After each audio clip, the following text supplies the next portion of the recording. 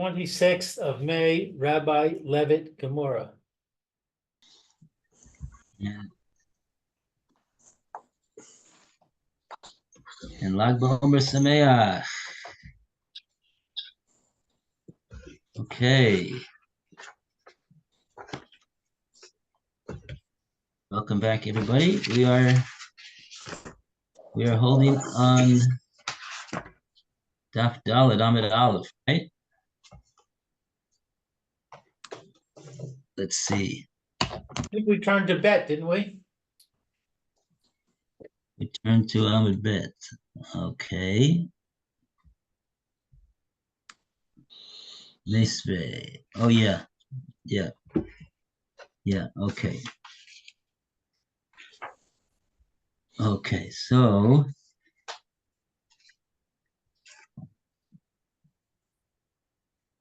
let's go. Very well. Oh yeah, we're talking about Sloim and Dinrim in the contracts. Oh, we had a machlokes over here between Rabbi Kiva and Rav Shimon ben Elazar, not Rav Shimon Bar Yochai, Rav Shimon ben Elazar, a different Tana also named Rav Shimon.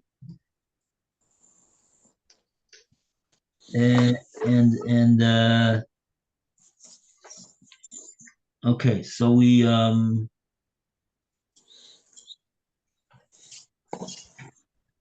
okay, we're mamish right in the middle over here. We keep going back and doing Chazorah, which is very good. Let's do that. Let's start from the Meisvei. We'll do Meisvei is the last word in Amid Aleph, and then we'll proceed from there. Okay, so this is the bottom of the last word of Dalet Amid Aleph, Meisvei, and it leads us into the question that the Gemora has over here on Amid Beis. The question, yeah, who is it a question on actually?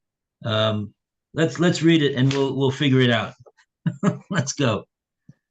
So, Roy, you want to start the reading? Meisvei.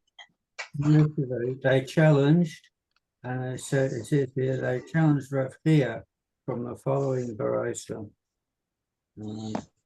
Turning over now.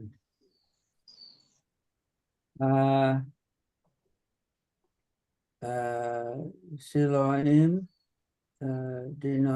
Dinarin, a note of indebtedness, debenture note, states that the borrower owes Silaim or Dinarim. It doesn't specify the amount. Malve, Omer, Amash. The lender says that 5 Siloim or Dinarim is the amount of a loan referred to in the note. The love, the borrower, Omer Shalosh, says only 3. And Rabbi Shimon ben Eliezer, Omer Ha'il, the Chada, Miksos, Hata'ana, Yeshova. Reb Shimon ben Elazar says, since he admitted part of the claim against him, he must swear that he does not owe the rest. Rabbi Akiva Omer Aina Ela Mashiv Avada Yapota. But Rabbi Akiva says the defendant is nothing but a returner of lost property and is therefore exempt from swearing. And then the Gemara goes on to examine the implications of the brisa just cited. Okay, let's see the Rashi up until here. We start with the Rashi on um, the top of Daled Amid base.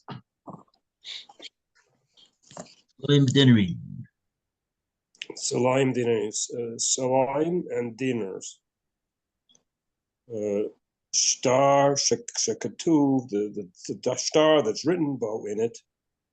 Ploni lava may ploni that so and so borrowed from so and so. Slayim, it's some slayim below piresh comment. It didn't write how many.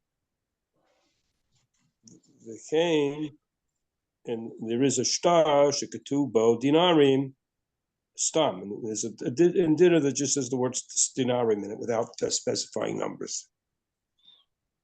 That's the first Rashi. Okay, good. Lou, are you there? I'm here. Want to take the second Rashi? Eno ela kameshi vaveda. Eno ela kameshi aveda. This is only a case of returning a lost object. Midahu lay, midahava lay, lememar, shayim, v'hashtar, Messiah, Dekevan, Delo, Perush, Piresh, Nachrim,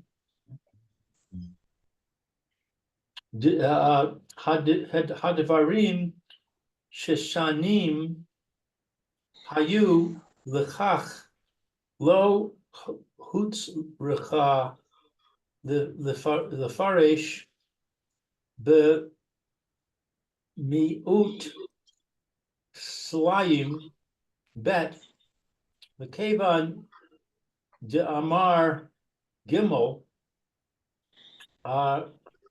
Meshiv, Abira, who, Aveda, lost it. Aveda, who, the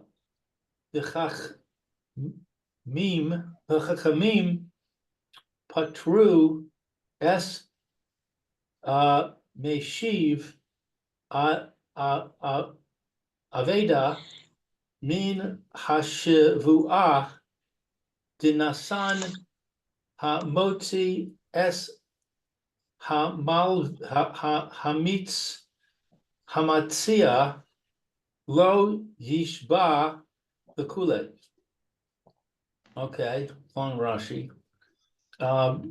Let's see. From the one who says, Mitahavale, that there is to say to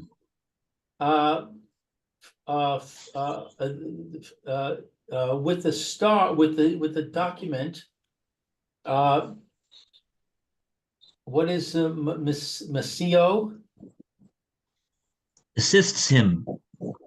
Assists him, since it's not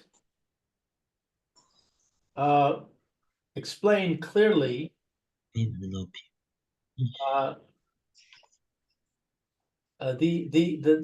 things that two would be for you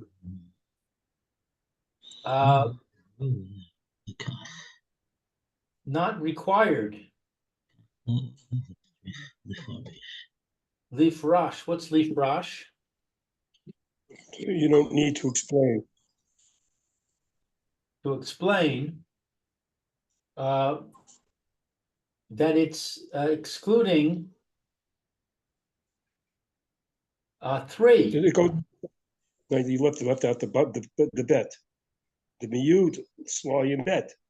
because the minimum number of slayim, when you use the word slayim, is 2. You know, when you say slayim, you don't say anything else. It has to mean at least 2. It doesn't tell you how many, much more than that. And since that he said 3,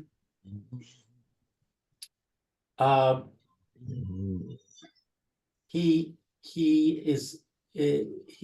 becomes like a lost object. And the sages exempt someone who finds a lost object from an oath.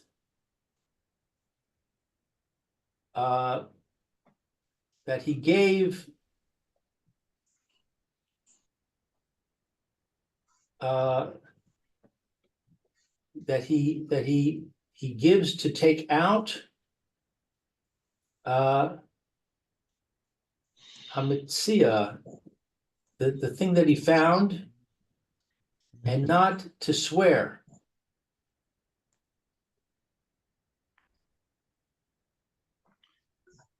Okay. So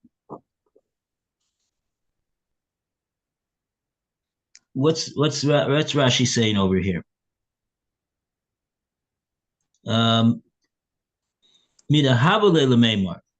Because it behooved him, the defendant, Lememar, to say Shtayim. It behooved him to say 2. 2 is what I owe. Vashtar Messiah, and the star will be support for him in that claim that he says that he only owes 2, in the face of the plaintiff's demand that he give him 5. Why is that?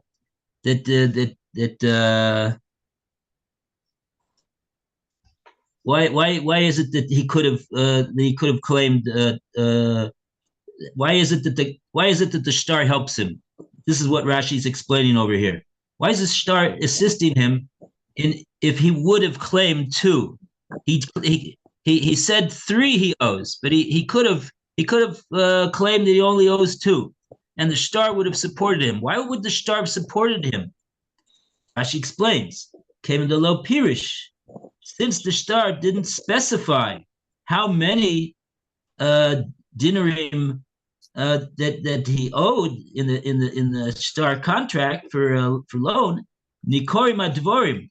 The matter is very, very telling, and whatever. Dvarim nikorim.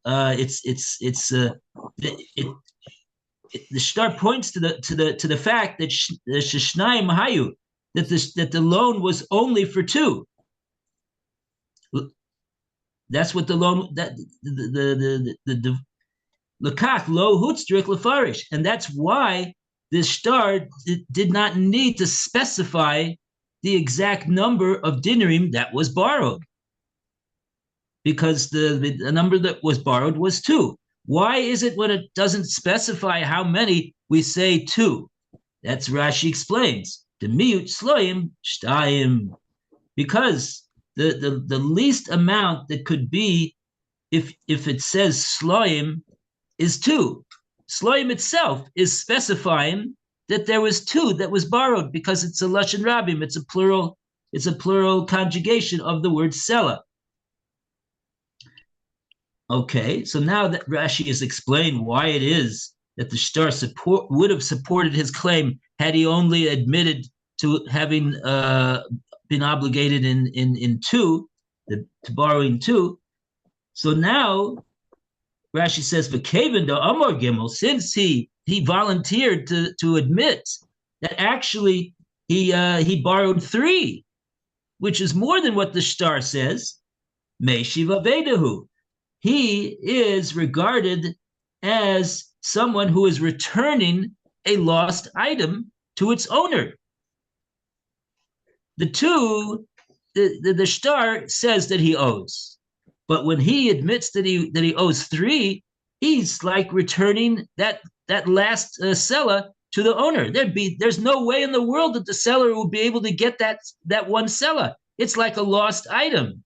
And so it's like somebody picked up his lost item, and now he's saying, here's your lost item. V'chachamim potru es meshiv aveda min hashvua. Now this is interesting. It says that the chachamim came along and they exempted the one who returns a lost item. Somebody returns a lost item to somebody.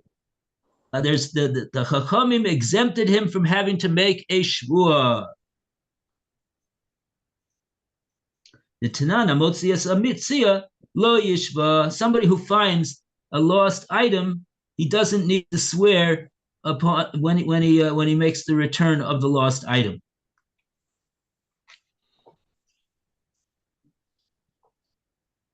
Because fine.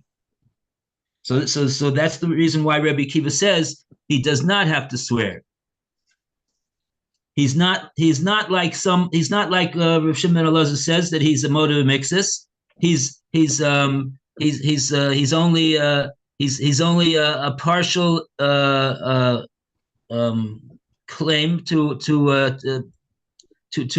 the 5 claim of the plaintiff, and he's like a moda mixus according to Shimon Elazar. Rabbi Akiva says no, he's not like a moda mixus. He's like somebody who's returning an aveda. Okay, so that's a machlokes between the Tanoim. And now what the Gemora wants to point out, though, is that this amounts to a kasha on Rabbi Chia. Now let's see how the Gemora explains how this Mishnah here amounts to a kasha on Rabbi Chia. So we continue with Ketani Mihas. We go to Roy to read.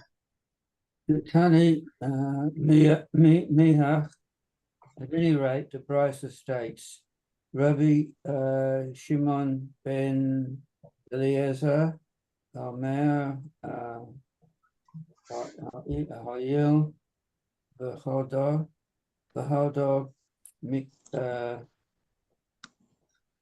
Miksos, Hata'ana,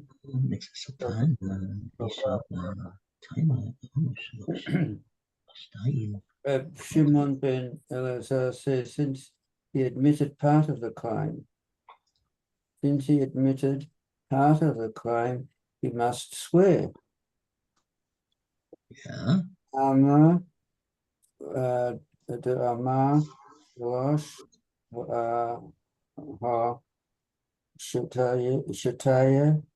Shetayim, Poto. We can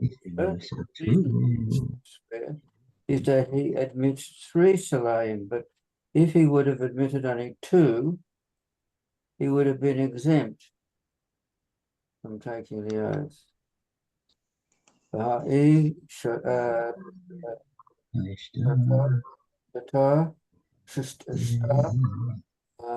Rekomodai by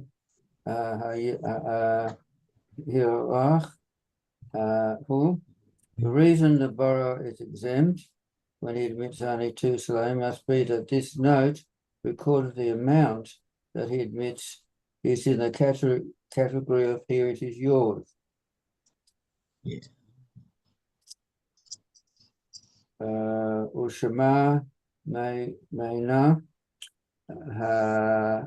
Hailach Poto.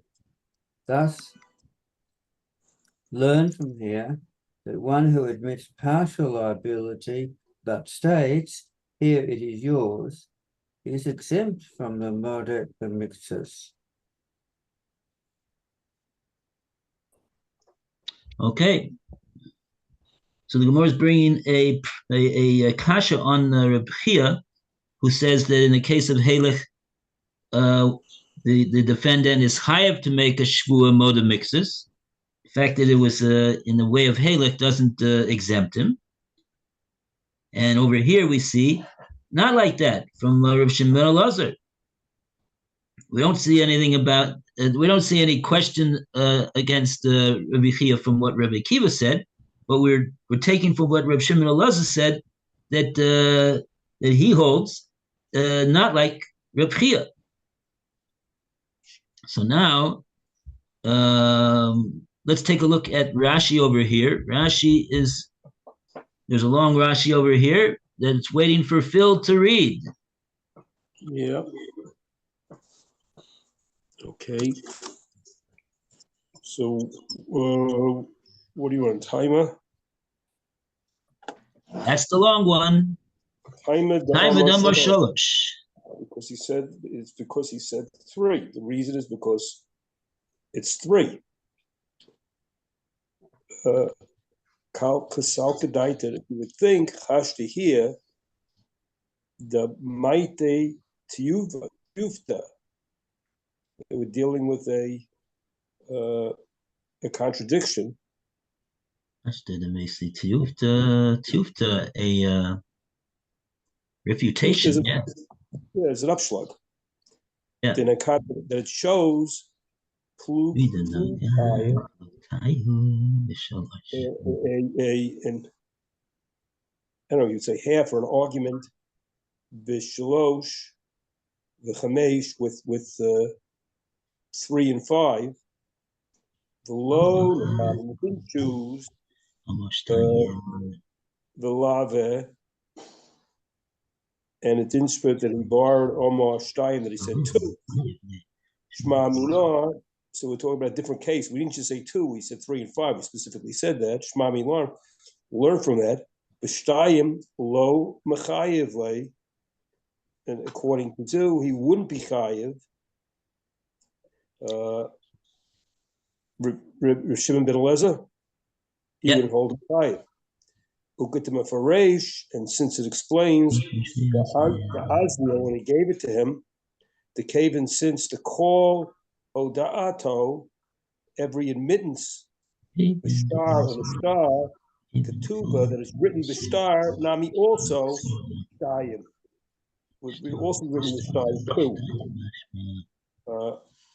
Mashma, the meaning, zvechol, mashma'ot, hashtar, and all the meanings of the star, hilcha, hilech, which is like, here it's yours, shahare karkaot, would be, this is land, mishubim, that would be encumbered, al kach on this, aval ki, but since, amar shalosh, slayim, it meant this 3 slayim, shlishi malva, that's also 3. 3 that was gold. P have, and this that it was the lav, the star that wasn't the star. Ketuva written wasn't written in the ketuva. It wasn't written. It was just it just said slime without the number 3 in it. The ain hakarko in the land, mishubidin, the land is not considered mortgaged or encumbered because of that. The lav hilach hook, and he can, and it's not that he could say here it's yours. Oh wow! See what Rashi is doing over here is Rashi is explaining us why the case. The Gemora says already. The Gemora already says that when he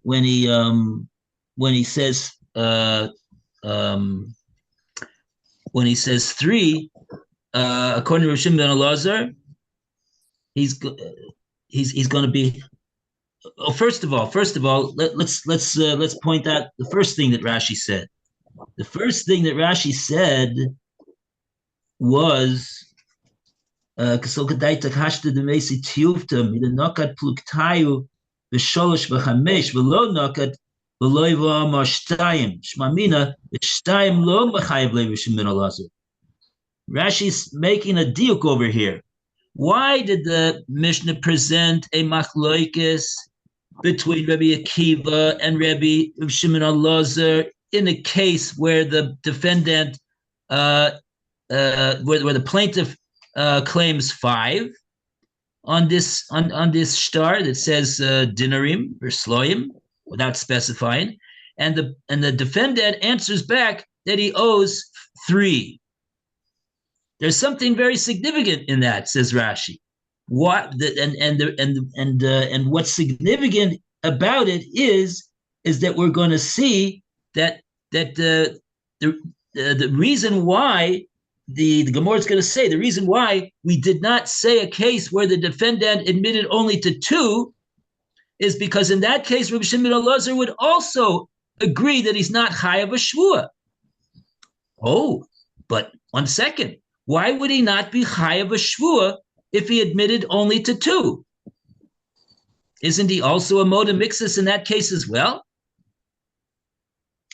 So the Gemora is going to infer from here is because in the case of 2, it'd be a case of moda mixus. True, he's admitting to partially to the claim of the plaintiff, but it involves a case of moda mixus which has this factor of halech, which we're still trying to get a handle on of what it is that it means and how it works in the case. And this is what Rashi is going to explain us, that we're Bez Hashem going to help us to understand it right here.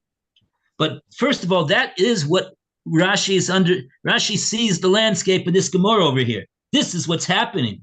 So Rashi says, Gemora is going to now explain now. Whenever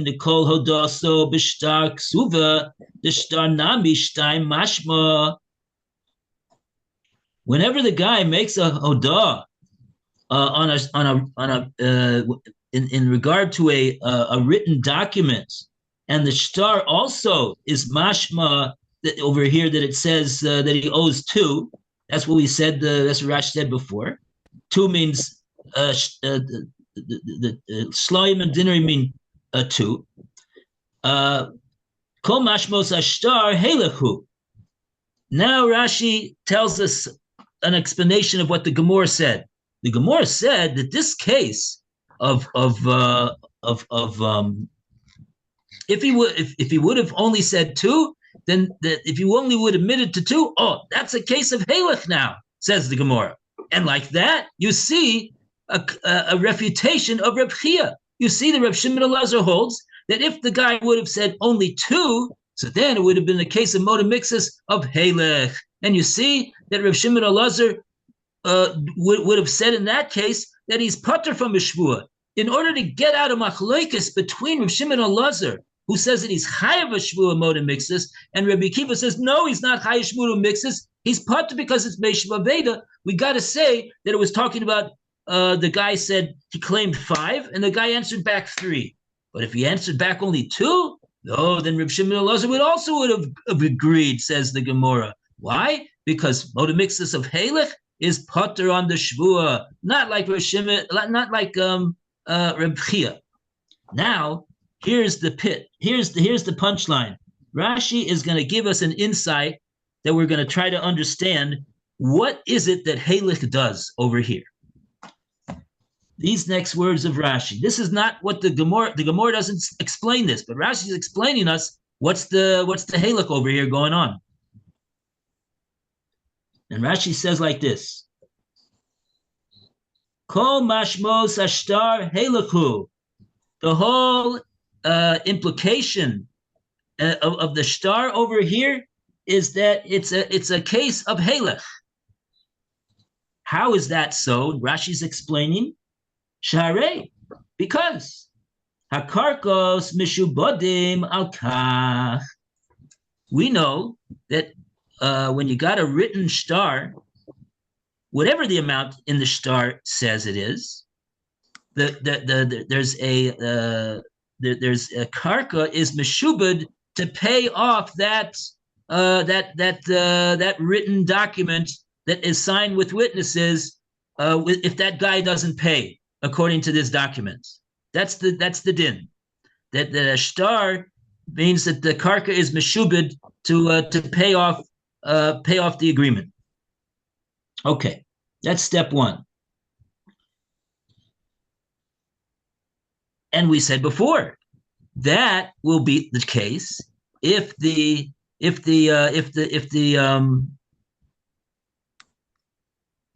if the guy would have said 2, if he would have admitted only to 2.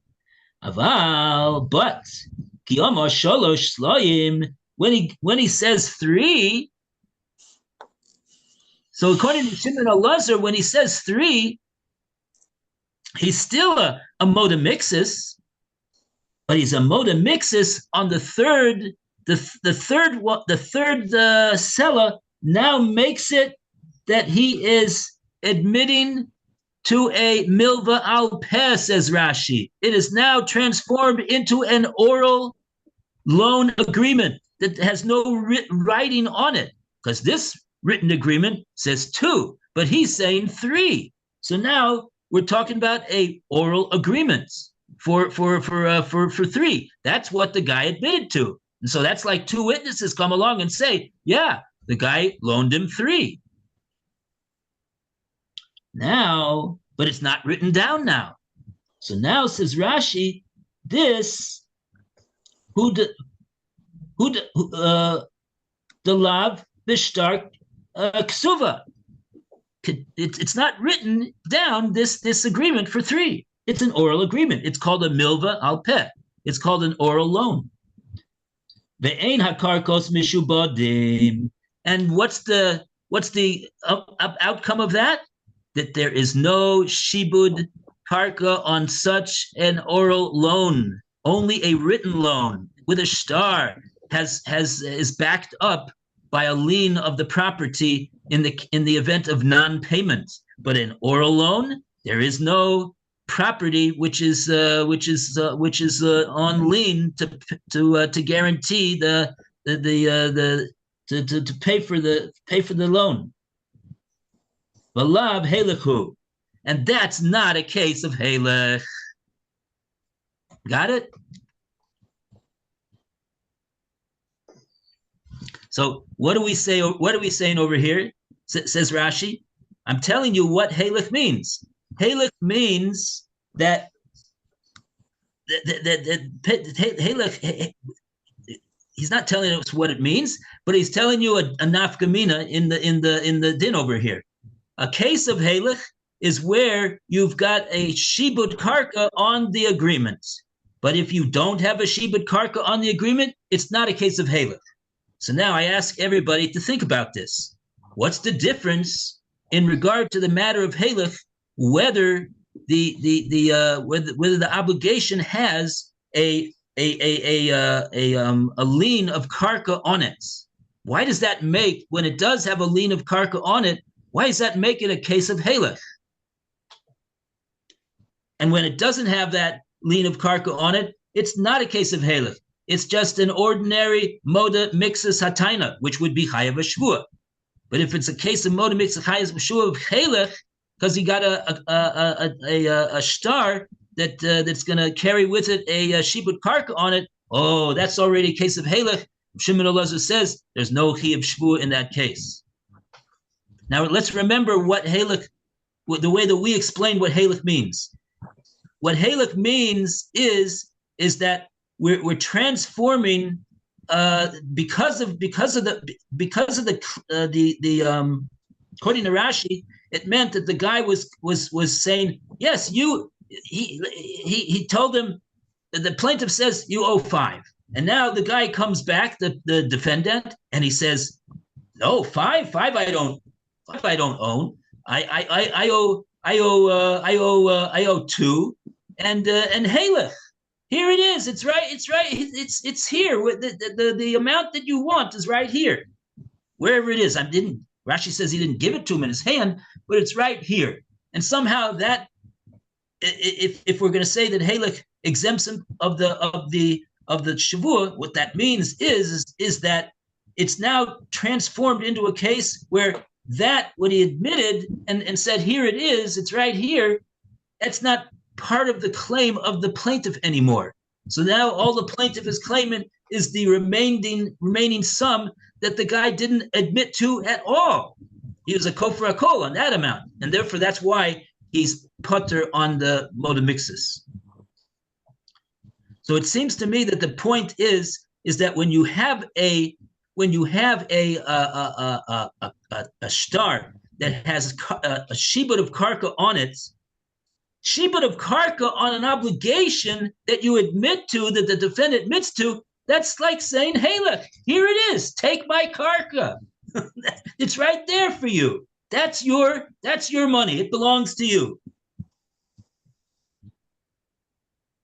And so therefore, all we're talking about now is the remaining three.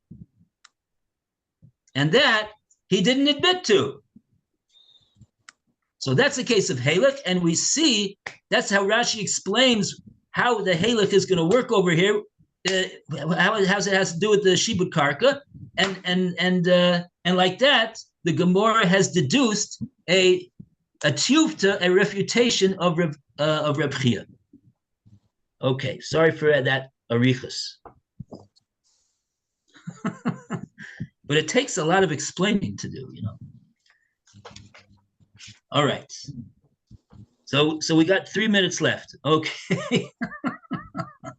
We got to go weiter. So it sounds like a great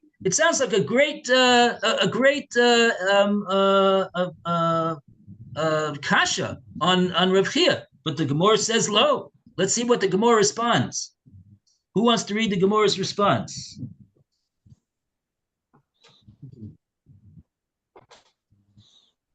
Roy, you want to read? The Gemara says, "Lo, no, your proof is not conclusive." The alam imay bach shetayim chayev. I can tell you that, in fact, even if the borrower admits only 2 salayim, he's obligated to swear the cost to shalosh, and that which the Brisa states, the case of the borrower admitting 3 salayim rather than 2, is l'apoki midar, etc. Akiba. Midarav Akiva. All right, so that which the Brisa states as a case of the borrower admitting 3 salayim rather than 2 is Lapuke Midarabba Akiva Dama Mashiv. Avada Ave Upoto, and to exclude the view of Rav Akiva, who says that he is a returner of lost property and exempt from swearing. Ka Mashama Lan de Morde. Sus Tana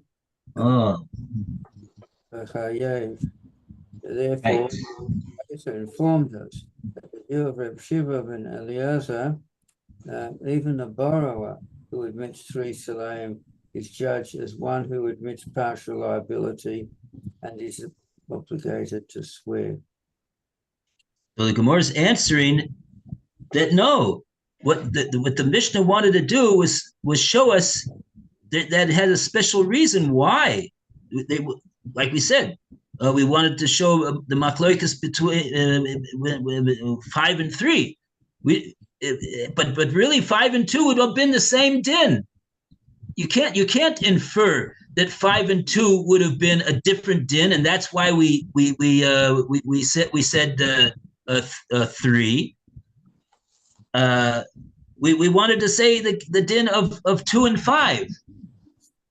We wanted to say the din of 2 and 5, the 3 and 5, because we wanted to show that even over there, Rebbe Shimon ben Elazar disagrees with Rebbe Akiva, because Rebbe Akiva in that case says he would be putter because he's a Meshav Aveda, and we wanted to show that, oh no, even in the case of 3, Reb Shimon Elazar will weiter say that he's chayav shvua. He would have said he's chayav shvua in the case of 2 also, because he agrees with Rabbi Chia that the halach of moda mixus is chayav shvua. But also he's moda.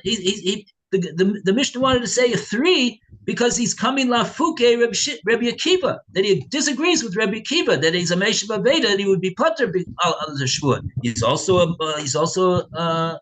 moda mixer taina when he says 3 as well. He's got to make a shvua. So therefore, we have no refutation of Rabbi Chia. Okay. Okay, take care. Very good, everybody. Have a good day. Have a wonderful day. Lag BaOmer. Be a day of Yeshua's and Klal Yisrael, B'ezrat Hashem.